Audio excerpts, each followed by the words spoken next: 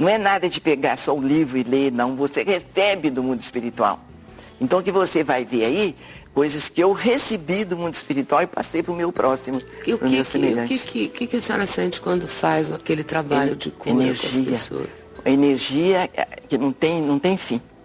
Eu estou conversando com você, está soltando energia pelo meu corpo todo, pelos poros sai energia.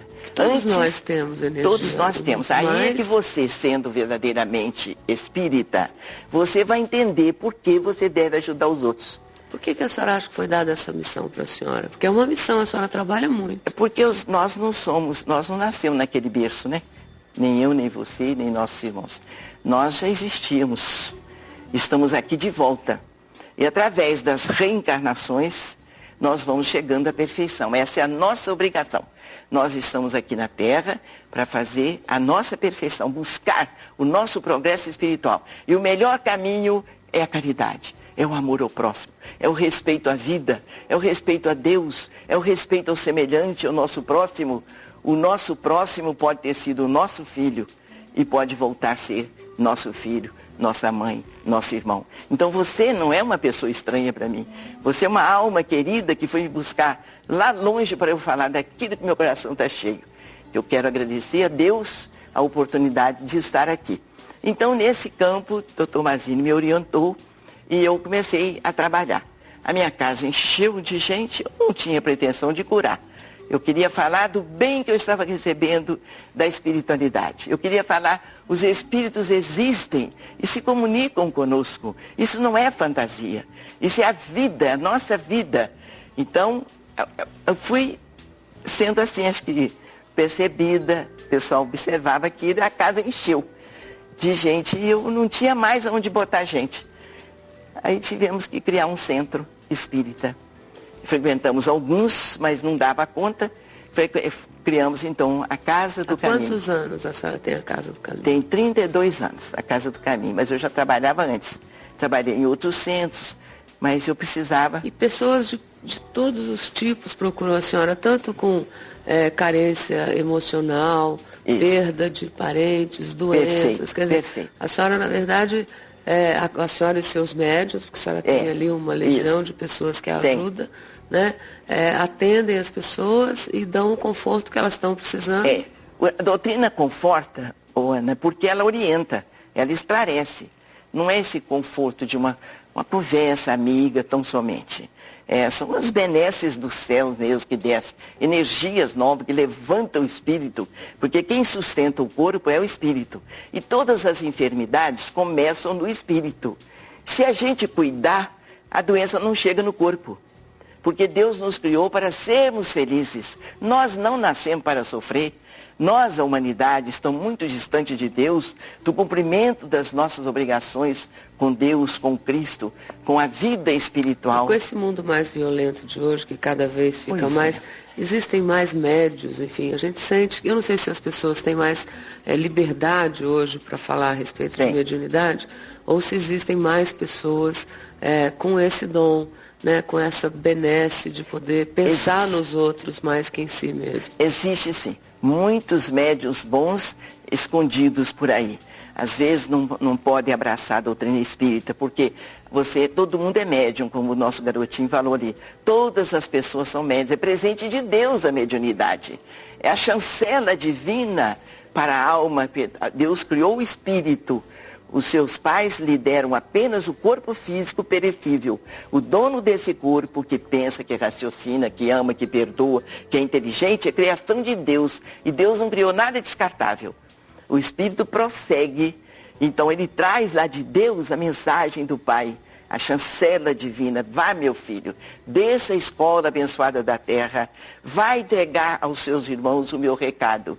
Ensinou, então, o amor, o perdão, vestiu os nus, dá de comer a quem tem fome. Então, não se esqueça de mim, meu filho. Mande-me suas notícias, que eu jamais me esquecerei de você. Eis aí o canal mediúnico, aberto para você conversar com Deus, com Cristo, com a espiritualidade. Sociedade hoje tão sofrida, né? Tem tantas famílias desesperançadas, que perderam filhos, e a cada vez mais a gente vê isso aumentar. A senhora, com essa com esse seu dom, né, esse presente de Deus, de uma comunicação mais perto, o que a senhora diria para a sociedade hoje? Eu quero dizer o seguinte, que a doutrina espírita, ela traz Jesus de volta. Eu conhecia Jesus morto, pregado na cruz, sofrido. Então eu sofria doença com problemas espirituais. Eu não sabia, Deus, mas ninguém sabe o que é Deus, ninguém sabe explicar Deus. Deus existe, mas ninguém sabe explicar. Mas Jesus conviveu conosco em espírito e corpo físico. Então Jesus é o caminho, é a verdade, é a vida. Nós vamos a Deus através do Cristo. E nosso próximo é a alavanca que nos impulsiona para Jesus, que é o caminho para Deus. Então o que nós temos que fazer? O que Jesus ensinou. Então nós vamos perder o medo da cruz. Porque a cruz é mensagem do homem, não é mensagem de Jesus. Nós precisamos esquecer o que o homem fez com Jesus. E nos lembrar e exercitar o que Jesus fez para a humanidade. Precisamos nos lembrar o que o Cristo fez por nós e tentarmos fazer lentamente, vai devagarinho, mas com aquela boa vontade, com aquela opção de seguir o Cristo na pessoa do nosso próximo. Então, o nosso próximo é o nosso impulso para Deus. Então, é isso aí, vestir os nus, dai de comer a quem tem fome, fazei aos outros aquilo que você gostaria que os outros lhe fizessem. Meu Deus, o que é que o nosso povo está fazendo com a humanidade? O que é que o nosso povo está fazendo com a liberdade?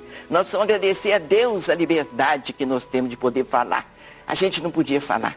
Naquele meu tempo de criança, de jovem, não podia falar da minha fé. Era capaz de me botar no hospital. Hoje eu posso falar. Deus existe, eu creio. Jesus está vivo e atuante entre nós. E crer na humanidade e na bondade, como a senhora apresenta aqui para mim. Então Jesus te abençoe com muita saúde, Isabel, muita paz, viu? Parabéns pelo trabalho, esse livro obrigada é um carinho pelo nosso. livro. Obrigada, eu vou ler com carinho. Você vai ver o que a gente fez um pouco. E que vão continuar fazendo. Vamos continuar fazendo. Muito um linda, abraço bem dona grande a todo o pessoal lá de Juiz de Deus Fora. abençoe essa equipe que está aí com você. Muito obrigada. E abençoe todos os seus telespectadores, que é uma multidão que te ama. Graças a Deus. Muito obrigada. A senhora, quando entrou aqui, que a gente tem uma casa que recebemos muita gente, né? A senhora, como tem o dom de ver pessoas, né? A senhora vê boas pessoas nos acompanhando aqui na casa? Eu vejo, eu amo as pessoas, eu amo as criaturas. E nós temos obrigação de acreditar no ser humano, crer no ser humano, porque o progresso vai se fazer, queiram os homens ou não. Então vamos nessa. Vamos buscar o Cristo, o nosso caminho, a nossa verdade, a nossa vida. Amar, perdoar e servir. Não tenha medo do mal que lhe façam. Você não faça mal a ninguém. E Jesus estará com você para a vitória final do bem. Em seu favor, da humanidade, do nosso Brasil querido. Muito obrigada. Vou acompanhar. Sem dúvida. E o nosso caboclo boiadeiro? Pai Lilico, que recebe o caboclo em seu corpo, diz que João Chapéu de Couro existiu mesmo, que teria nascido e morrido na zona da Mata Mineira. Eu acho que ele é muito carismático, atencioso, né, com as pessoas, muito amigo.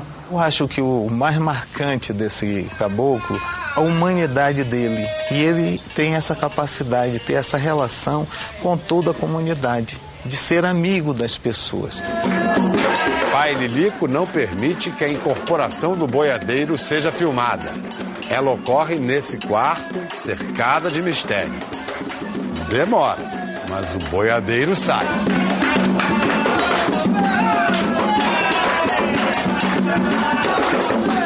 A sensação é como se você tivesse todo elétrico.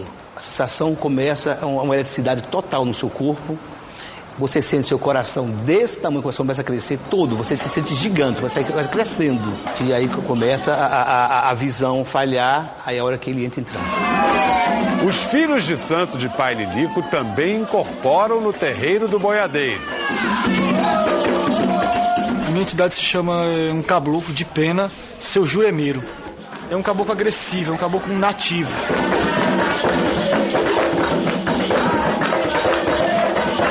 Meu caboclo, ele se chama Laço de Ouro.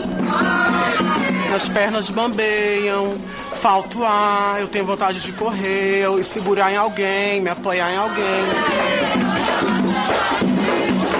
A hora que o orixá vem, a hora que o orixá atua, a hora que o orixá vira, a hora que o orixá está presente na energia dele, ali ao sagrado. Isso é o que caracteriza as religiões do Brasil. Você se tornando membro de uma religião, fazendo as práticas religiosas, você verá o sagrado diante dos teus olhos.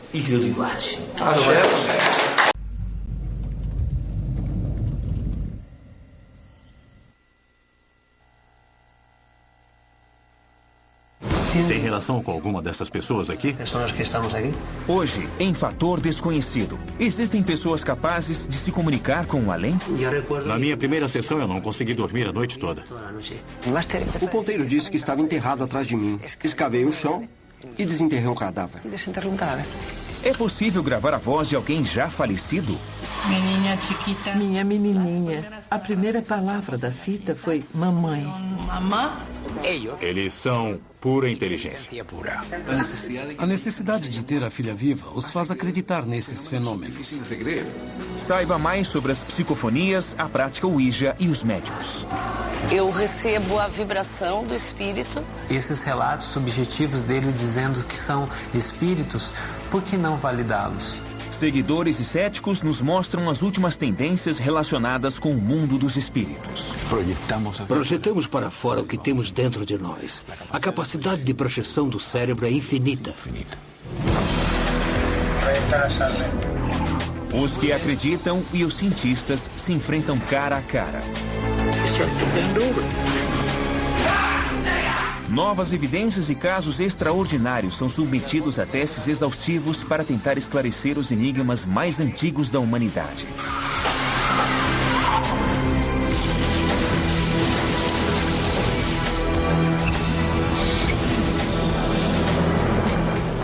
Fator Desconhecido. Comunicação com os espíritos ou a capacidade do nosso cérebro de criar alucinações que nos enganam.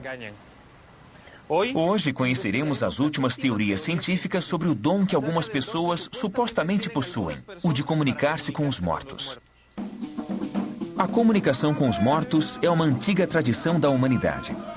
Na África Ocidental, povos como os Yorubás invocavam os orixás e ofereciam presentes em troca de chuva para a lavoura e da cura de suas enfermidades. Enquanto isso, na Europa, a curiosidade em conhecer a sorte e o futuro levou à criação do tabuleiro Ouija, a prática ocultista mais conhecida de comunicação com o além. Desde tempos imemoriais, o ser humano tenta contatar os espíritos. No século XIX, o espiritismo foi codificado pelo francês Allan Kardec. Eu me entrego. Se entrega a quem? Aos espíritos. Hoje, essa doutrina está muito arraigada no Brasil e em outros países da América Latina. O fenômeno da mediunidade é um fenômeno muito antigo. Então isso mostra que está dentro do ser humano isso. Minha menininha. Pode me dizer alguma coisa sobre o que está acontecendo comigo agora? Neste momento. Os avanços da tecnologia permitiram o desenvolvimento da transcomunicação instrumental. Por enquanto, tudo indica que sim. Consciente, entendeu? Do Brasil à Espanha, os céticos e os cientistas enfrentam o novo e o tradicional na busca do fator desconhecido que poderia esclarecer de uma vez os mistérios do ramo da paranormalidade conhecido como espiritismo.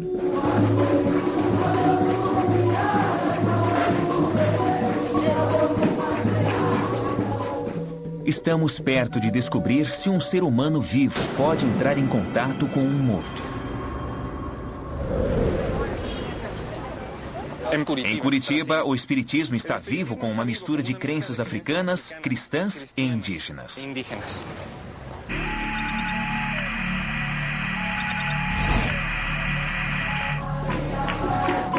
Umbanda é o nome que os seguidores deram à religião brasileira que nasceu do sincretismo entre o candomblé e o catolicismo.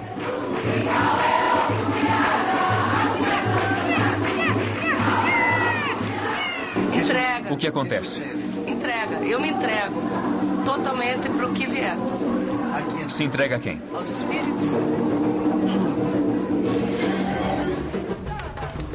Na Umbanda se utiliza o que talvez seja a técnica mais antiga de comunicação com os mortos: a mediunidade. A mediunidade, na verdade o termo mais apropriado seria a canalização.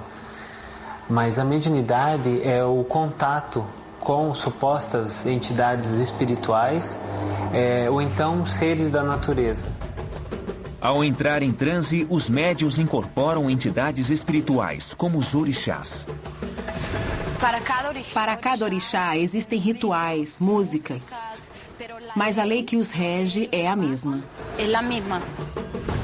Eu tenho consciência, eu recebo a vibração do espírito, junto com a minha energia, a gente forma uma terceira energia. É como se fosse o café e o leite. São coisas diferentes, mas quando estão juntas, é um outro elemento. Nesta cerimônia de Umbanda, Lucília age como médium ou sacerdotisa. Ela invoca um dos orixás. Todas essas imagens são de orixás. E há muitos tipos de trabalhos diferentes. Este é um tipo. Existe o de Ogum, que é outro tipo. E são várias linhas, como a das crianças, de Cosme e Damião, a dos índios, dos caboclos, que também trabalham com outro tipo de energia, com outros elementos e outra vibração. Orixá é o nome com que há séculos os africanos identificam seus deuses. Os escravos negros trouxeram seus orixás ao Novo Mundo no século XVI. Com a evangelização, os orixás foram adotando nomes de santos católicos. Durante uma cerimônia, os participantes assumem a postura e a identidade das diferentes entidades.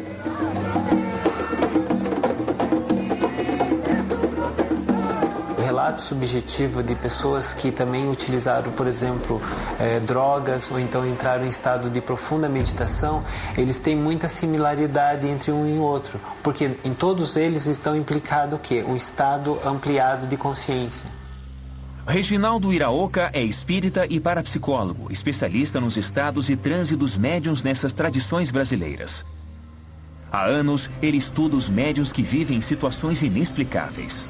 Nesse filme vocês estão vendo uma senhora em transe produzindo pinturas. É um transe, né, onde ocorre supostamente uma incorporação de personalidades que já morreram e que eram pintores.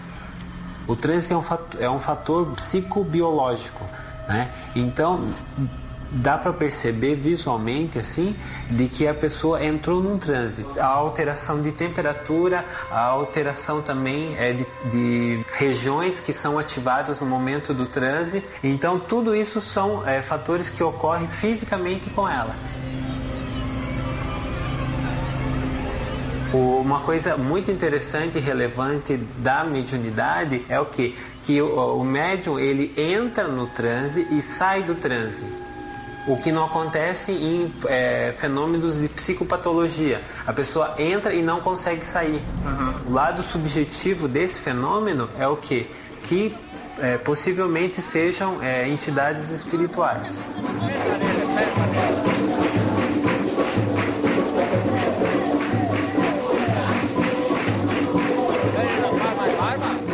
Hoje, Lucília incorpora Exu, um dos orixás.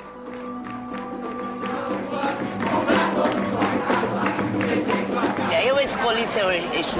Ou eu vinha pra Umbanda resgatar meu karma, fazendo bem para os outros, eu não posso fazer mais. Naquele momento, né, quando ocorre o fenômeno da incorporação, é possível que tenha sido a entidade, que no caso seria o Exu, um espírito muito antigo, uma entidade, né?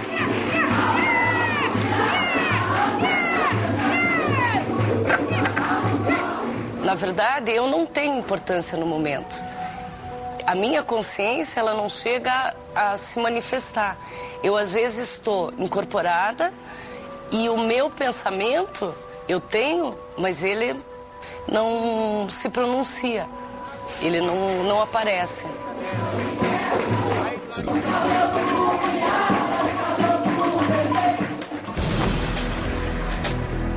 A Ainda hoje conheceremos Márcia, uma brasileira de 44 anos. Ela vive prostrada na cama por causa de um problema nas costas. Mesmo que seja operada, o prognóstico não é animador. Será que Márcia vai aceitar ir a uma gira de Umbanda? E também a seguir, veremos que a prática Ouija se reinventa.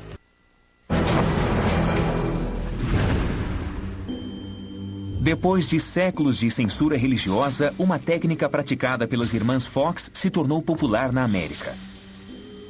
Essas irmãs diziam se comunicar com o além sentadas à mesa. Assim se inaugurava o espiritismo moderno e a prática da Ouija. Primeiro temos o tabuleiro Ouija. Depois precisamos de um ponteiro, que é uma pecinha que pode ser uma moeda ou um copo, que desliza sobre o tabuleiro Ouija. Desde tempos imemoriais, o ser humano tenta contatar os espíritos. Isso vem desde a pré-história e atravessou a Idade Média, chegando aos nossos dias. Mas na Idade Média essa prática era diferente, porque havia muita perseguição. Não olvidemos que estava absolutamente perseguido. Pedro Amorós é o fundador da Sociedade Espanhola de Pesquisas Parapsicológicas, a SEIP. Eu mesmo já tive experiências muito fortes no mundo da Ouija. Lembro de uma vez que fiz perguntas mentais sem dizer ao resto do grupo. E as perguntas foram respondidas com clareza. Han sido respondidas com toda certeza. Em países católicos como a Espanha, por exemplo, a comunicação com os espíritos segue uma tradição antiga, medieval, lado a lado com o ocultismo. Tem relação com alguma destas pessoas aqui?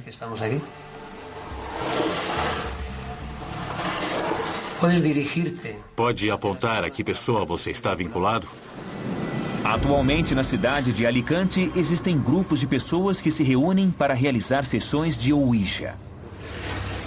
E afirmam que funciona. Eu acredito que podemos nos comunicar com espíritos de pessoas mortas, que estão fora do corpo e esperam uma nova reencarnação para voltar a este mundo e aprender aquilo que precisam. As mais impactantes são as primeiras sessões. Na minha primeira sessão, há mais de 20 anos, eu não consegui dormir a noite toda.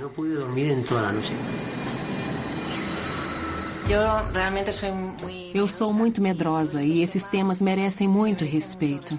Mas toda vez a curiosidade me faz sentar lá e pôr o dedo no ponteiro. Eu tenho visto objetos se movimentarem. E a ação de energias que escondem objetos.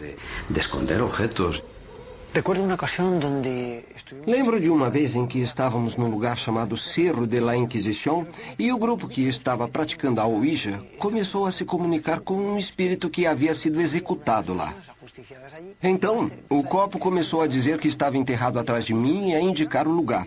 Mais para trás, mais para a direita e assim por diante, até que eu cheguei a um lugar e ali escavei o chão e desenterrei um cadáver. E desenterrei um cadáver. O grande mistério da Ouija é saber se quem move o ponteiro são os espíritos ou os participantes da sessão. Este grupo pratica a terapia Ouija. Sebastião, façam como se estivessem escaneando o corpo. Ela permite consultar os espíritos acerca de doenças dos participantes. Segundo eles, os espíritos fazem diagnósticos e indicam tratamentos. Se o ponteiro se detém muito tempo em algum órgão ou membro, é porque tem alguma coisa acontecendo ali. Agora, por exemplo, ele parou nos joelhos de Sebastião. Quando eu vi o ponteiro indicando o meu joelho, eu fiquei espantado. E eu pensei, o que mais ele vai me dizer? São os joelhos, pernas e pés. Há anos eu tive um problema no joelho. Eu não falei para ninguém. Nem eu mesmo lembrava. Então eu pergunto, como os praticantes da Ouija puderam levar o ponteiro a indicar justamente o meu joelho?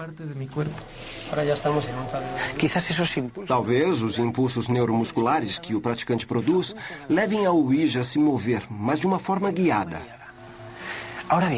Mas como é que a Ouija conhece coisas que as pessoas que a praticam desconhecem? Talvez esta seja a maior dúvida.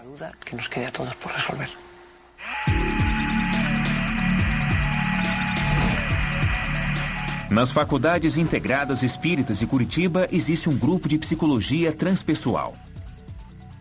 Eles usam outro método para contatar os espíritos: as mesas girantes.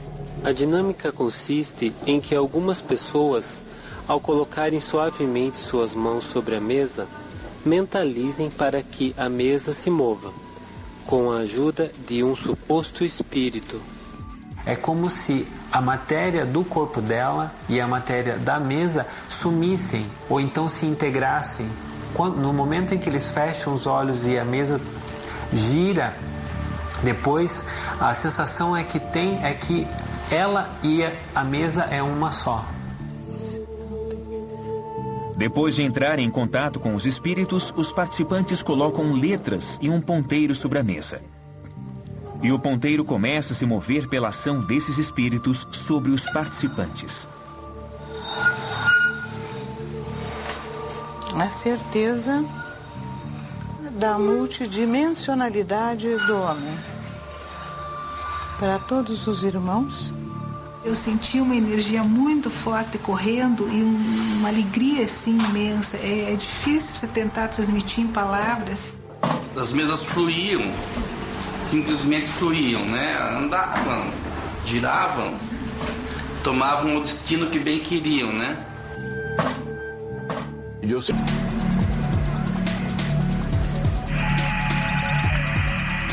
Em Barcelona, na Espanha, vive e trabalha Sinésio Darnel, paranormal e um dos primeiros espanhóis a investigar a transcomunicação instrumental.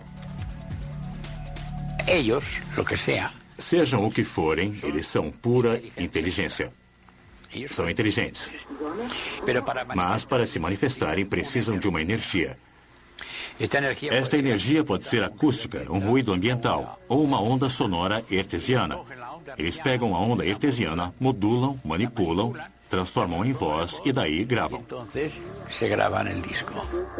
Darnel afirma que é possível captar comunicações do além através dos sons que vêm das ondas sonoras dos rádios.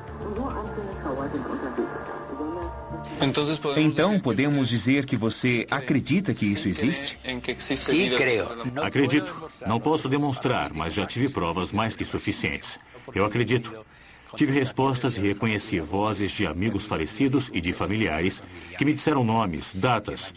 Me disseram coisas que provaram que eles eram quem diziam ser.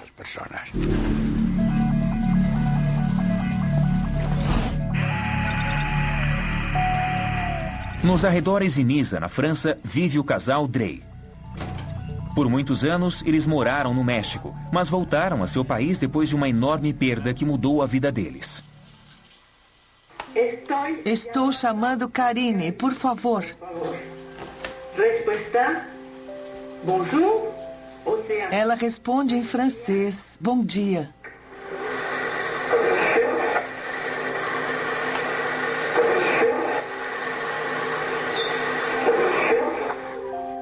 A história dos Drey está marcada pela morte trágica de sua filha Karine aos 20 anos, num acidente automobilístico acontecido 10 anos atrás. Não havia marcha atrás. Não havia o que fazer. Ela tinha ido embora. Precisávamos superar aquele evento trágico, porque ela era nossa filha única. Foi muito difícil suportar. Os Drey são seguidores da prática da transcomunicação instrumental. Se não temos resposta. Usando um gravador comum, tentam comunicar-se com o espírito de sua filha. Depois de fazer várias perguntas, escutam os sons gravados até encontrar alguma coisa. As primeiras palavras que escutamos na fita foram 3, que para nós significaram muito. Primeiro ela disse mamãe, várias vezes.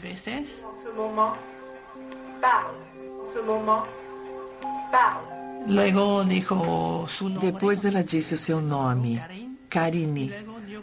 E a seguir disse o nome de Magna, que era sua gata.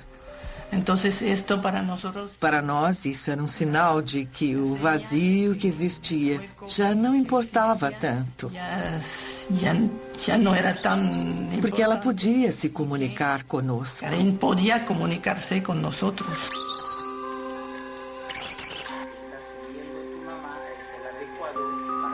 Quizás más que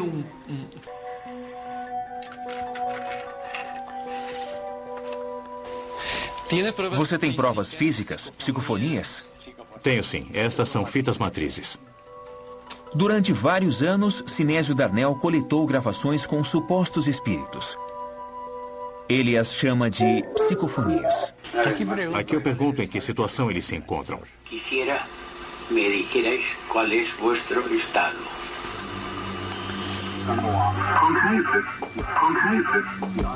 Consciente, entendeu? E a psicofonia em que a menina disse, estou viva, você tem? Una vez más te ruego, nos digas algo. Una vez más te ruego, nos digas algo. Qual é o objetivo da sua pesquisa? Descobrir se estas vozes têm relação com o mundo dos mortos. Por enquanto, tudo indica que sim. Como você está? E ela responde em francês. Eu estou muito bem.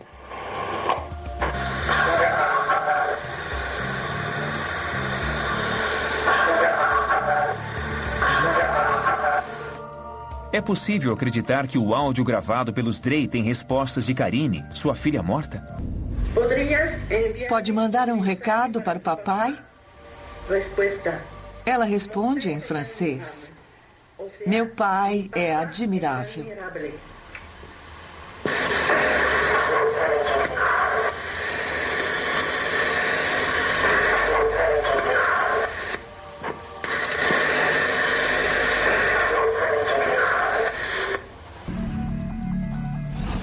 Esta é Márcia. Ela é brasileira e tem 44 anos. Foi operada 40 vezes para tentar aliviar a dor de uma hérnia na coluna. Apesar das cirurgias, as dores continuam. Eu comecei sentindo dores nas pernas. Aí eu procurei o meu médico cirurgião. Aí foi aonde eu fiz a ressonância, que está aqui, né? E acusou uma hérnia bem grande entre L4 e L5. Eu perguntei para ele, se eu não operar, o que pode acontecer? Ele falou que pode acontecer que você vai ficar paralítica. Eu mesmo não entendo como que você ainda está andando. No sonho, alguém me pedia para mim esperar, que a solução viria, espiritualmente falando, que não era para mim deixar o homem da terra me operar. Eu fiquei numa alegria muito grande. Levada pelo sonho, Márcia vai a uma sessão de Umbanda pela primeira vez.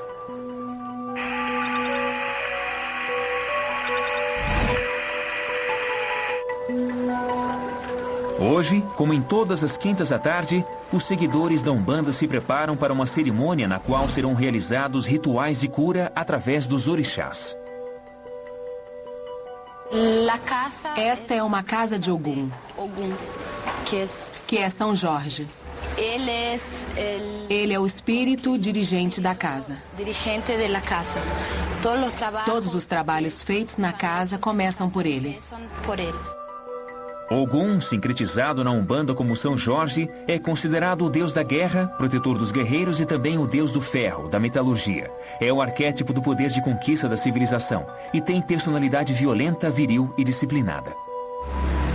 Vão invocar os espíritos hoje? Sim. Os médiuns que estão dentro desse primeiro círculo é que recebem as entidades. Não dizemos espíritos, dizemos entidades. Chamado de entidades.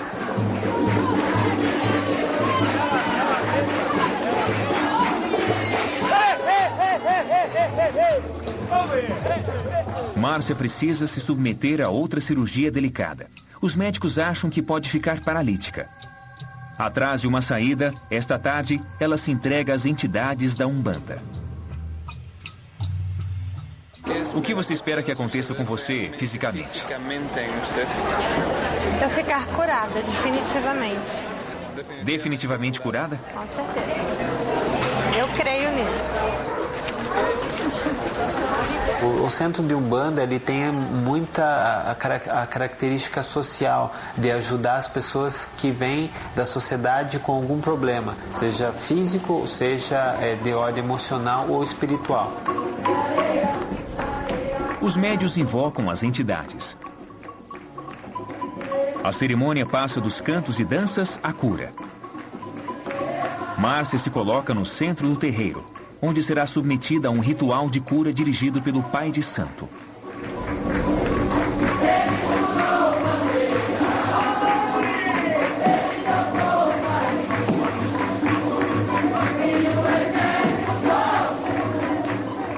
Só o Pai de Santo pode interpretar a mensagem das entidades.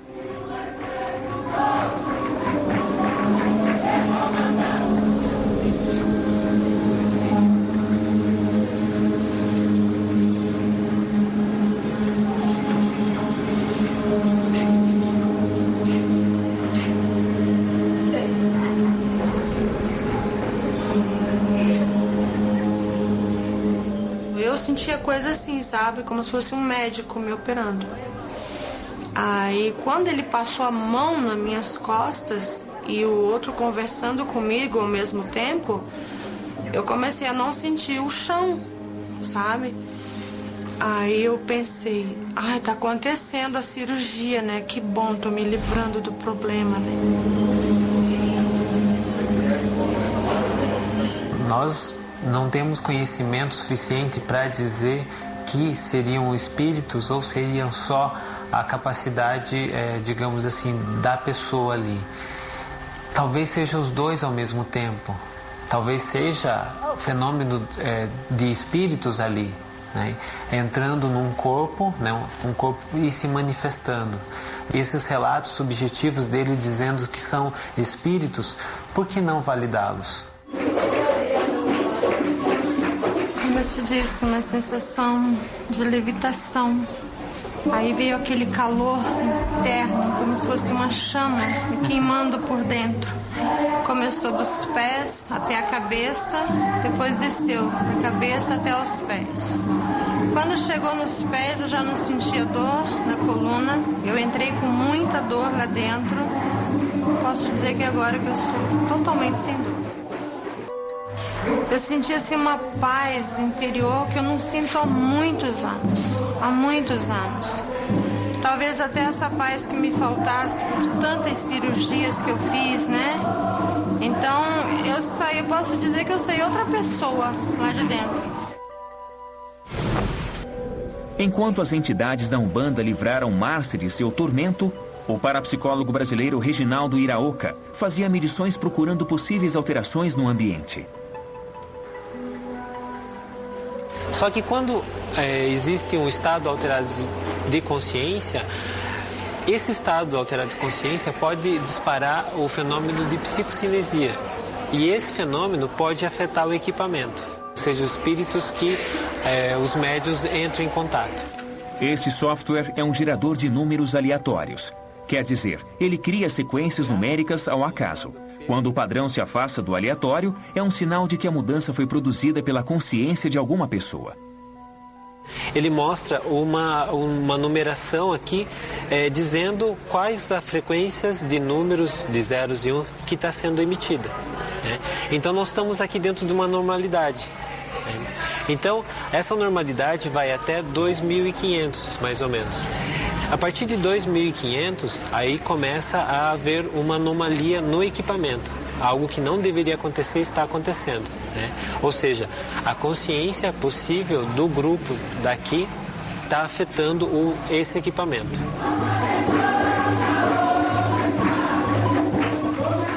Iraoka passou toda a cerimônia monitorando as reações supostamente espirituais dos participantes e obteve um resultado intrigante.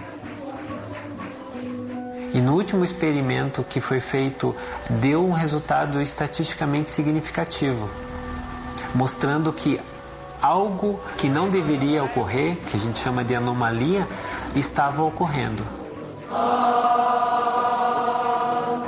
Nossos pais, nossos avós. E depois isso permaneceu um determinado tempo. Depois que cessou-se o experimento, essa anomalia decaiu, mostrando que realmente havia uma força que a gente chamaria de psicocinesia ali naquele momento do experimento. Você se lembra da médium Lucília? Na cerimônia de cura, ela incorporou o Exu. Lucília permitiu que seus parâmetros corporais fossem medidos antes... É 130 por 80. Durante... 30 por 80, que é uma pressão considerada normal. E depois do transe. A pressão está a mesma da primeira vez, o pulso está alterado, está igual da segunda vez, que deu 108, e a temperatura está a mesma da primeira vez, como se ela não tivesse feito nada. E o que você conclui disso? Como se ela não tivesse feito nada, tivesse ficado em repouso esse tempo. É do rito deles também, quando se passa a capa, é como se a entidade voltasse de onde ela veio. E a médium voltasse ao estado natural dela. Da primeira vez que vimos Márcia, ela estava prostrada na cama. Apenas um mês depois de passar pela cerimônia umbandista, Márcia está fazendo suas tarefas domésticas e se sente melhor a cada dia. A coluna está perfeita, intacta. Como se eu nunca tivesse tido problema algum na coluna. Entende? Segundo Márcia, seu médico está surpreso com sua melhora. Aí ele virou para mim e perguntou: quando foi que você fez a cirurgia da coluna? Eu falei: mas eu não operei a coluna. Ele falou: não? Eu falei: não. Ele falou: mas tem cicatrizes aqui, Márcia. Como se você tivesse operado a coluna. Aí eu não sabia explicar para o meu médico.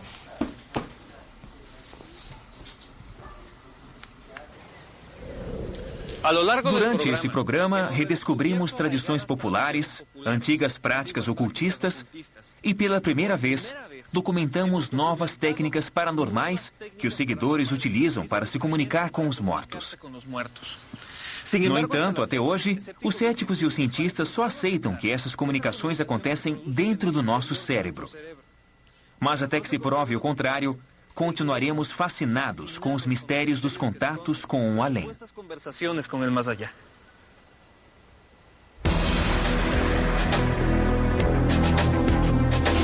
Versão brasileira, Tempo Filmes, São Paulo.